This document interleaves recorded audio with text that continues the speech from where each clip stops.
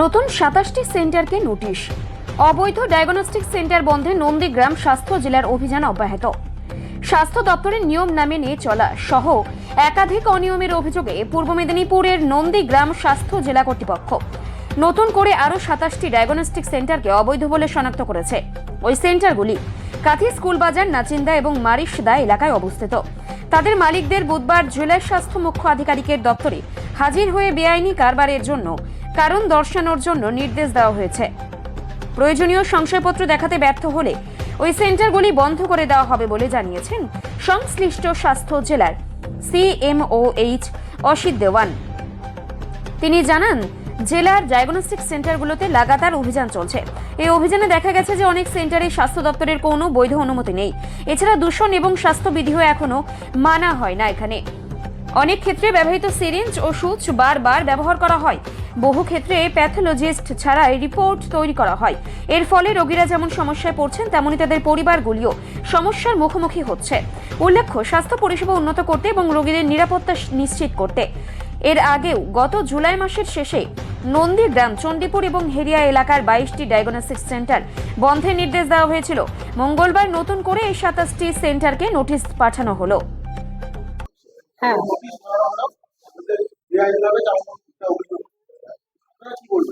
দেখুন, বেআইনি ওই রকম বলতে পারবো না। আমরা খুব কম দিন হলো ল্যাবটা করেছি। এবার তার যে সরকারি রুলস বা সিস্টেম আমরা তো অতটা জানি না। যতটা জানছিলাম প্রাথমিকভাবে ট্রেড লাইসেন্স দরকার হয়, সেটা আমরা করেছিলাম বা আরও কিছু পদক্ষেপ নিয়েছিলাম। এবার প্রত্যেকটা অফিসে গিয়ে সঙ্গে সঙ্গে তো কাজ হয় না, অনেক দিন সময় লাগে, বাই লং প্রসেস। সেই জন্য আমরা সেই সময়ের মধ্যে বা যা সিস্টেমে কাজটা করে উঠতে পারিনি। স্যার আমাদের নোটিশ করিয়েছেন, কালকে ফোন করেছেন, বাই ফোনেও বলেছেন। সেই জন্য আমাদেরও লাইসেন্স করার মতো আমাদের সদিচ্ছা বা আমাদের সবার ইচ্ছা আছে বলে আমরাও সঙ্গে সঙ্গে ফোন পাওয়া মাত্র আমরা ছুটে এসেছি।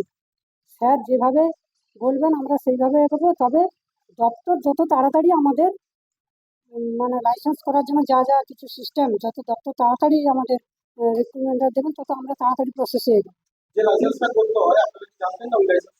না, আমরা তো এখানে যেসব ল্যাব এসছে, অনেকে অনেক পুরনো, অনেকে একদম আন করা নতুন। আমি নতুন করেছি, ঠিক আছে। এবার সবগুলো সিস্টেম জানতাম না। জানলে কেন ইলিগাল ভাবে আমরা কাজ করি?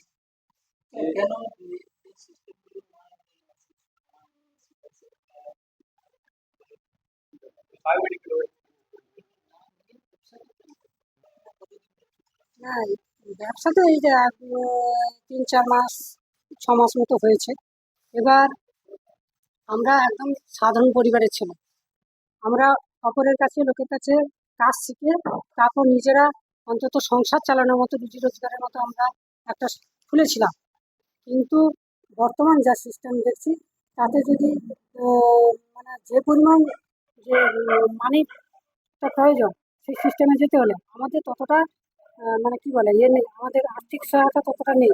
আমরা তো সাধারণ পরিবারের ছেলে, ঠিক আছে। আমরা এরপর চেষ্টা করব যাতে আমরা আগামী দিনে সরকারি যা রুলস আছে মেনে আমরা সাধারণ মানুষের কাছে আমাদের পরিষেবাটা পৌঁছে দেওয়া। আমি নোটিশ পাওয়া মাত্রই আমরা কালকে নোটিশ পেয়েছি। আজকে আমাদের আসতে হয়েছে 11 থেকে।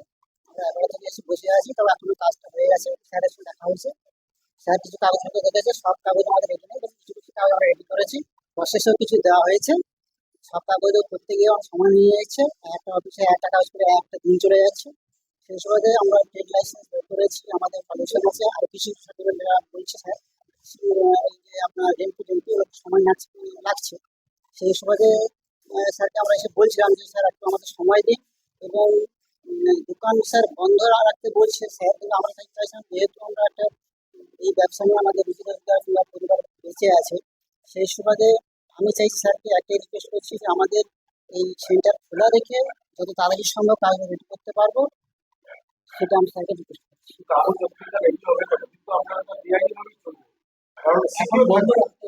স্যার বলছে মনে রাখতে হবে, সব কাগজ তো রেডি করতে সময় লেগে যাচ্ছে, কিন্তু প্রত্যেকটা অফিসে সময় দিচ্ছে। একবারকে দুবার তিনবার ঘুরে ঘুরে এসেছি। রেন্টি দেখেছি আমি, আজকে এই অফিসে নেই, সে অফিসে নেই, কালকে এসে এসে করে ঘোরাচ্ছে। সেই সুবাদে আমাদের তো সংসার চালাতে হবে। আমরা তো বেকার ছিল, আমরা শিক্ষিত বেকার ছিল, আমরা কি করবো? আমাদের যদি একদম বন্ধ হয়ে যায়, তাহলে আমরা খেতেই পাবো না।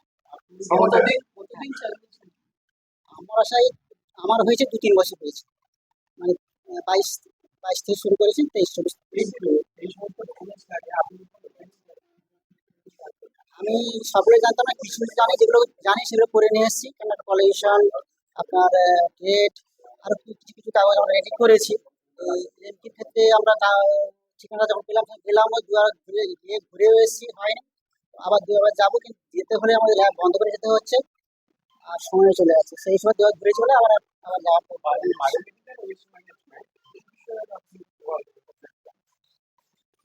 সেটা আমাদের যে 24/7 পর আবার আজকে অবৈধ যে সমস্ত ডায়াগনস্টিক সেন্টার বিভিন্ন মুহূর্তে 27টি ডায়াগনস্টিক সেন্টার আপনারা বেআইনি বলে বা এই মুহূর্তে বন্ধের।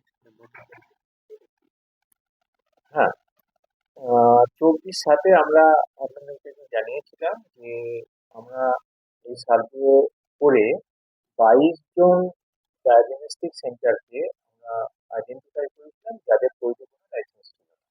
বৈধ লাইসেন্স ছাড়া তারা ব্যবসা করছিল, তাদেরকে আমরা নোটিশ দিয়েছিলাম, বন্ধের নোটিশ দিয়েছিলাম, কনসার্ন থানাতেও আমরা একটা আবেদন করেছিলাম যাতে এগুলো বন্ধ করে, সেই জন্য তারা ব্যবসা জানা করে, এবং তাদেরকে আমরা সুযোগ করেছিলাম, দিয়েওছিলাম একটা, যে তারা বৈধ লাইসেন্সের জন্য আবেদন করুক, আমরা লাইসেন্স বানিয়ে দেবো, তারপরে তারা তাদের ব্যবসা শুরু করবে। এইটা করতে করতেই এই সার্ভেলেন্সটা আমাদের সারা মাস ধরেই আমাদের চলে।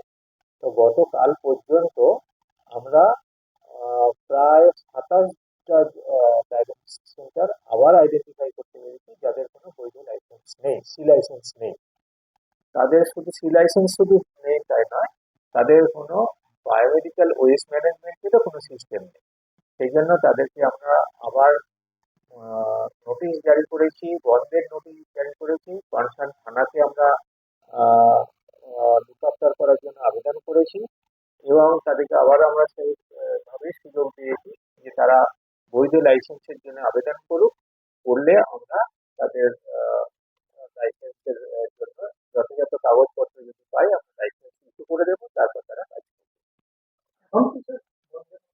হ্যাঁ, বন্ধের নোটিশ আমরা আজকেই গতকালকে ইস্যু করেছি, আজকে আমরা সবাইকে ডেকেছি, ডেকে ওদেরকে বন্ধের নোটিশ ধরিয়ে দেবো, এবং ওদের কাছে আমাদের স্পষ্ট নির্দেশ যে যতক্ষণ না আপনার বৈধ সার্টিফিকেট তৈরি হচ্ছে ততক্ষণ আপনারা এই কাজ থেকে বিরত থাকুন।